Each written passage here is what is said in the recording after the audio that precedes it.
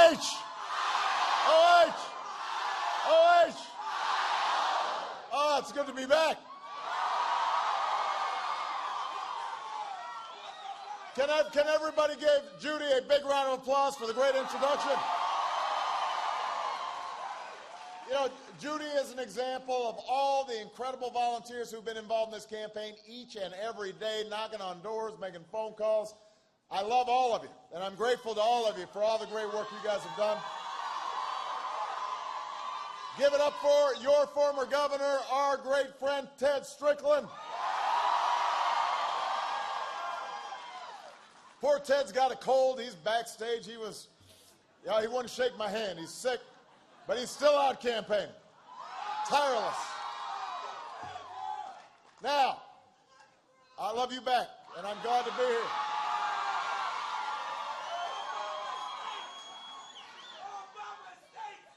Now,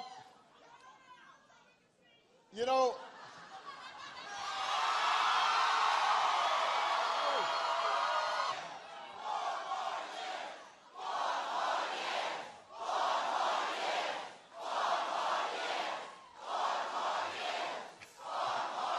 thank you.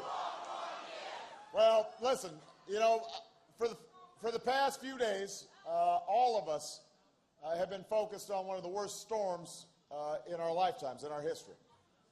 And I just got off the phone with my team, emergency management team, and got an update on what's happening in New Jersey and New York and Connecticut, West Virginia, where there's a whole lot of snow. You know, as a nation, we mourn those who were lost. You know, you can only imagine what so many families are going through right now. And the message I've sent every time I talk to people back east is, we stand with the people of New York and New Jersey and Connecticut every step of the way in the hard weeks ahead. And there's a lot of work that still remains to be done. But we've also been inspired these last few days by the heroes who are running into buildings and wading through water, and the neighbors who are helping neighbors cope with tragedy, the leaders of different parties working together to fix what's broken. A spirit that says no matter how bad the storm is, no matter how tough times are, we're all in this together. We rise or fall as one nation and as one people. And you know, that spirit is what's guided this country for more than 2 centuries, that idea that we're in this together. It's carried us through the trials and tribulations of the last 200-something years, but also the last 4 years. You know, in 2008, we were in the middle of 2 wars and the worst economic crisis since the Great Depression. And today, our businesses have created nearly 5.5 million new jobs. And this morning, we learned that companies hired more workers in October than at any time in the last 8 months.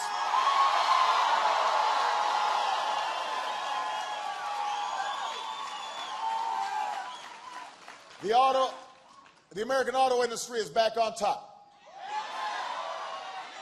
Home values and housing construction is on the rise.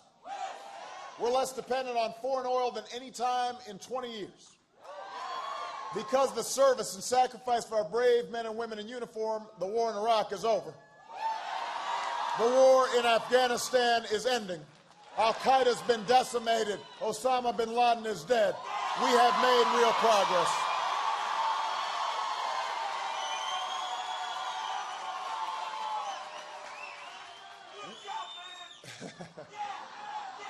This guy had a lot of coffee this morning. You're fired up. Okay.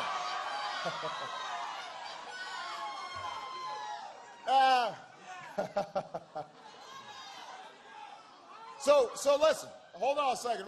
We've made real progress. But we are here today because we know we've got more work to do. As long as there's a single American who wants a job and can't find one, as long as there are families working harder but falling behind, as long as there's a child anywhere in this country who's languishing in poverty and barred from opportunity, Our fight goes on.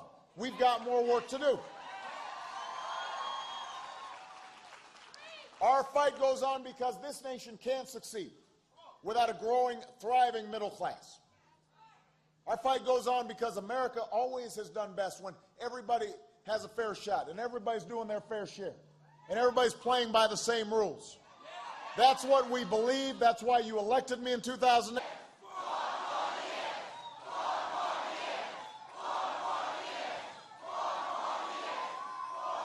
Now, Ohio, in 4 days, you have a choice to make. And by the way, I think you may have noticed that everybody's paying a lot of attention to Ohio. And rightfully so. This is a choice not just between two candidates or two parties. It's a choice between two fundamentally different visions of America. It's a choice between going back to the top-down policies that crashed our economy or adapting the kinds of policies that will make sure we've got a strong and growing middle class. Well, that's the choice.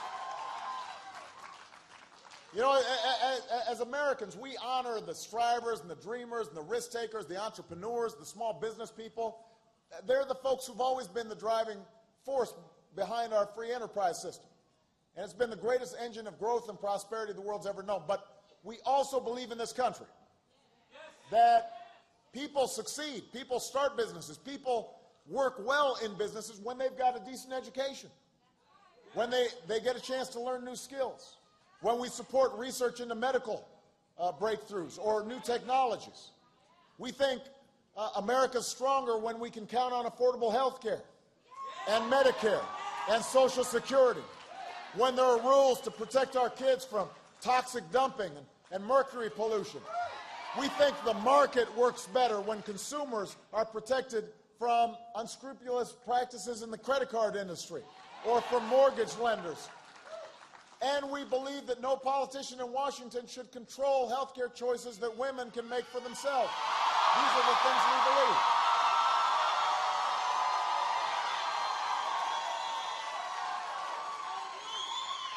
Now, for 8 years, we had a president who shared our beliefs, and his name was Bill Clinton. His economic plan asked the wealthiest Americans to pay a little more so we could reduce our deficit and invest in the skills and ideas of our people. And at the time, the Republican Congress and a Senate candidate by the name of Mitt Romney said that Bill Clinton's plan would hurt the economy and kill jobs. And it turns out the governor's math was just as bad back then as it was today. Because by the end of President Clinton's second term, America had created 23 million new jobs. And incomes were up, and poverty was down, and we had the biggest surplus in our history instead of deficits. So we know the ideas that we believe in work. We know that their ideas don't work. For most of the last decade, we tried what they want to do, giving big tax cuts to the wealthiest Americans that we couldn't afford. We tried giving insurance companies and oil companies and Wall Street free rein to do whatever they pleased. And you know what we got?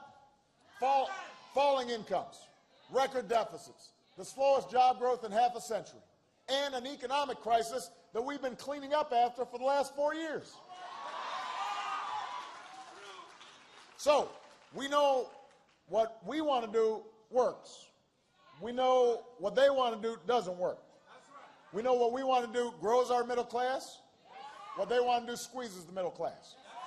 We know that our strategy makes sure that we bring our deficit down in a balanced way. Their strategy ends up shooting the deficit up.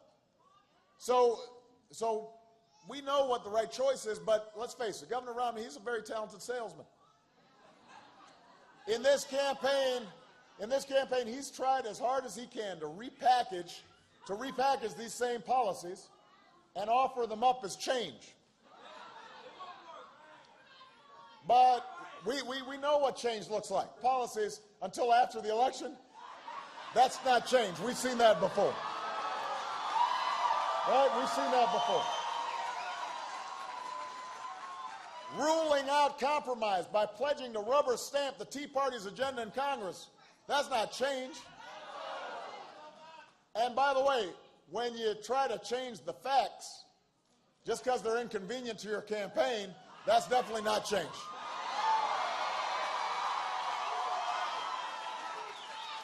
You know, trying to massage the facts, you know, that's not change. That's just.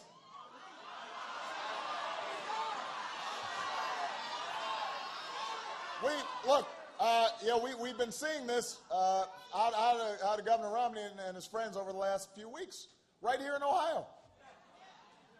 You've got folks who work at the Jeep plant who've been calling their employers, worried, asking, is it true? Are our jobs being shipped to China? And the reason they're making these calls is because Governor Romney's been running an ad that says so. Except it's not true. Everybody knows it's not true. The car companies themselves had told Governor Romney to knock it off. GM said, we think creating jobs in the United States should be a source of bipartisan pride. And I couldn't agree more. And I understand that Governor Romney's had a tough time here in Ohio because he was against saving the auto industry. And it's hard to run away from that position when you're on videotape saying the words, let Detroit go bankrupt. And I know, you know, we're close to an election, but this isn't a game. These are people's jobs. These are people's lives.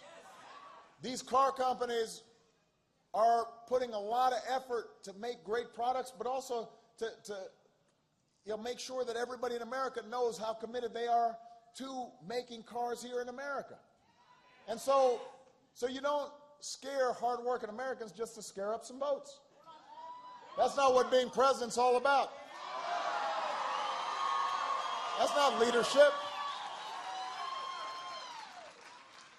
When I first made the decision to rescue the auto industry, I knew it wasn't popular. And despite the fact that 1 out of 8 jobs in Ohio are connected to the auto industry in some way, it wasn't even popular in Ohio. But I knew it was the right thing to do. I knew betting on American workers was the right thing to do. Betting on American ingenuity and know-how was the right thing to do. That bet paid off. It paid off in Lordstown, where GM minds these last few days. Think about that. Think about the issue of trust. Think about, do you want a president who's going to actually tell you what he believes and what he thinks, or somebody who's going to, who's going to, change the facts? After 4 years as president, you know me.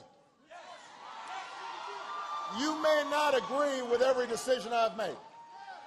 You may be frustrated sometimes at the pace of change. But you know what I believe. You know where I stand. You know I tell the truth. You know that I fight for you and your families every single day as hard as I know how. You know that.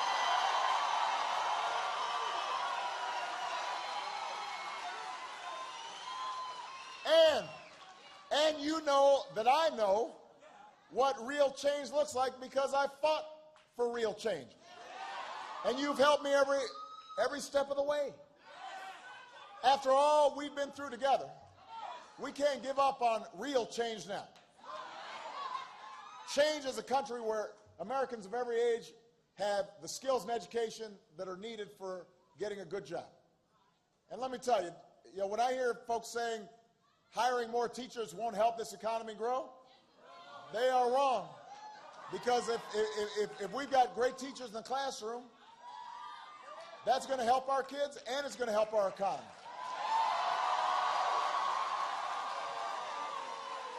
Don't tell me that students who can't afford college should just borrow more money from their parents. That wasn't an option for me. Wasn't an option for a lot of you. That's why I want to cut the growth in tuition in half over the next 10 years.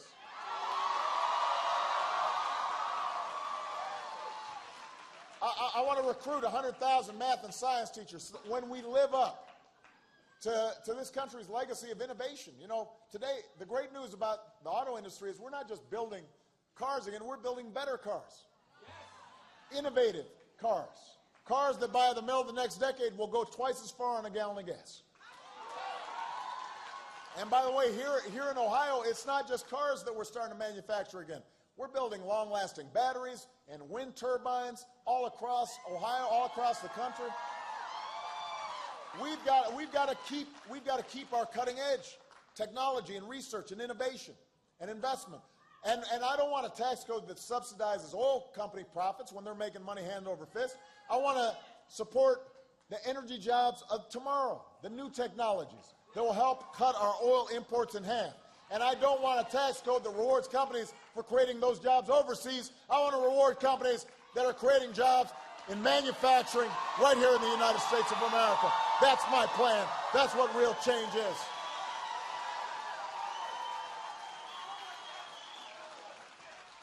Change is turning the page on a decade of war, repairing roads and bridges and schools all across Ohio, all across America.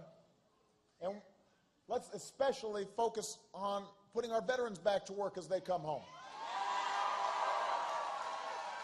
We need to serve them as well as they've served us. Nobody who fights for this country should have to fight for a job when they come home.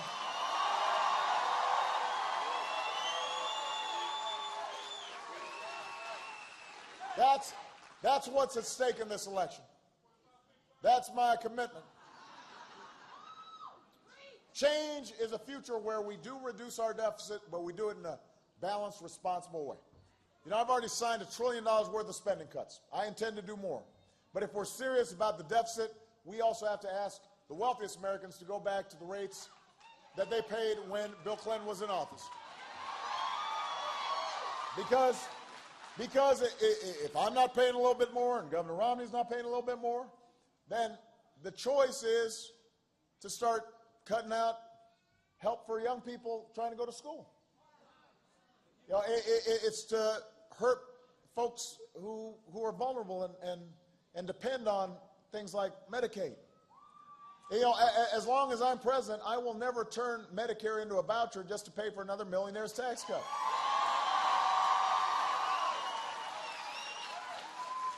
I'm not going to make it more expensive for some young person who's working hard trying to go to school. I'm not going to make them pay more just so I get a tax break that I don't need. Nate, I told some of you, I said, look, well, I'm not just talking about changing presidents or changing political parties in Washington. I said, if we're going to talk about real change, we're talking about changing how our politics works. I ran because the voices of the American people, your voices, have been shut out of our democracy for way too long by lobbyists and special interests, politicians who will do whatever it takes to keep things just the way they are.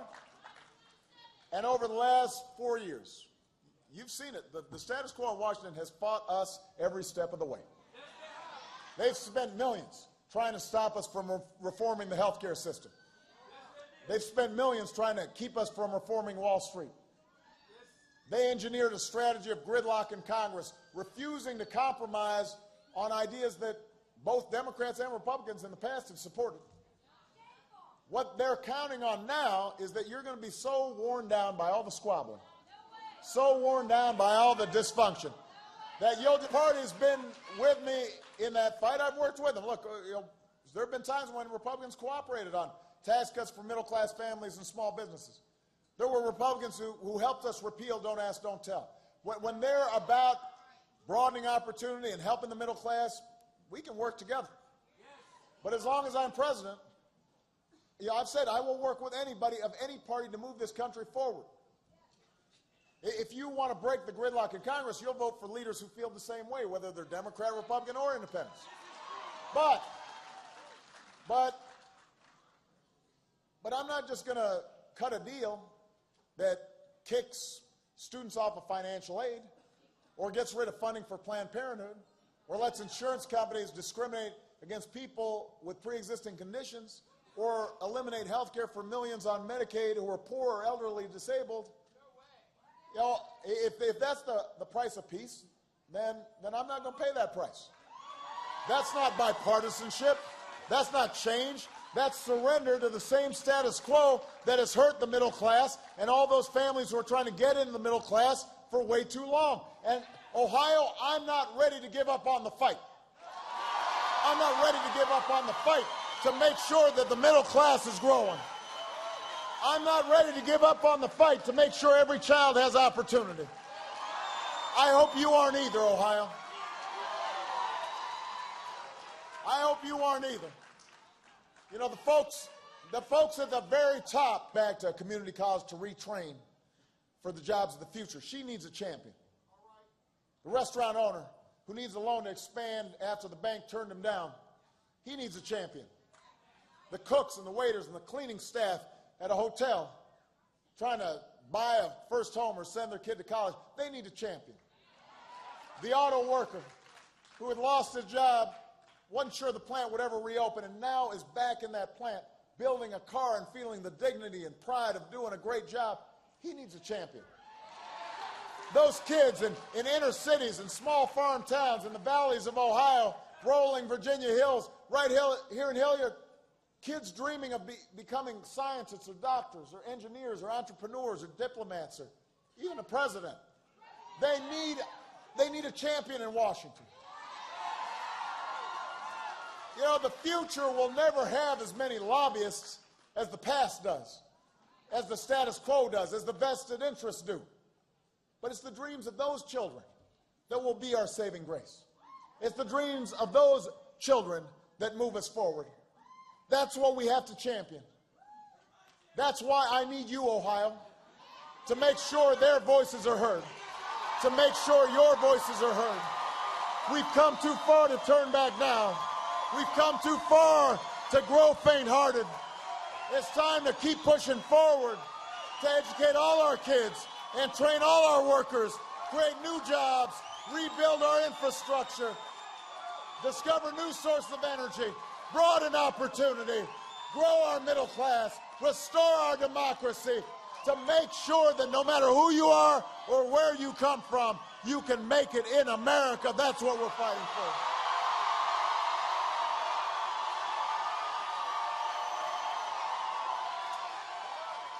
Ohio, I'm asking for your vote. And if you're willing to work with, we'll reaffirm the bonds that tie us together. We'll reaffirm the spirit that makes the United States of America the greatest nation on earth. Thank you, everybody. God bless you. God bless America.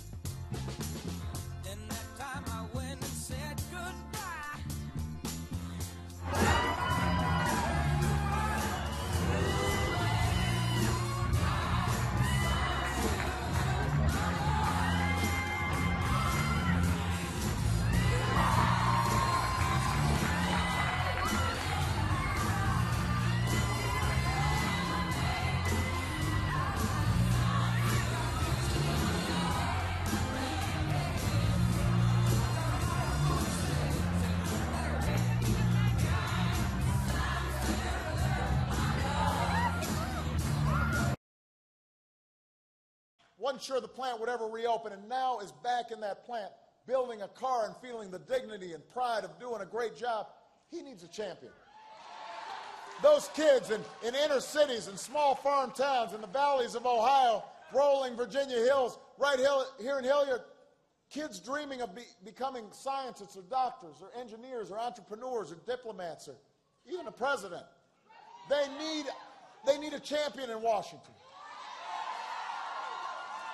You know, the future will never have as many lobbyists as the past does, as the status quo does, as the vested interests do. But it's the dreams of those children that will be our saving grace.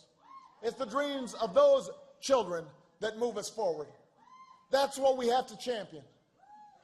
That's why I need you, Ohio, to make sure their voices are heard, to make sure your voices are heard. We've come too far to turn back now. We've come too far to grow faint-hearted. It's time to keep pushing forward, to educate all our kids and train all our workers, create new jobs, rebuild our infrastructure, discover new sources of energy, broaden opportunity, grow our middle class, restore our democracy, to make sure that no matter who you are or where you come from, you can make it in America. That's what we're fighting for.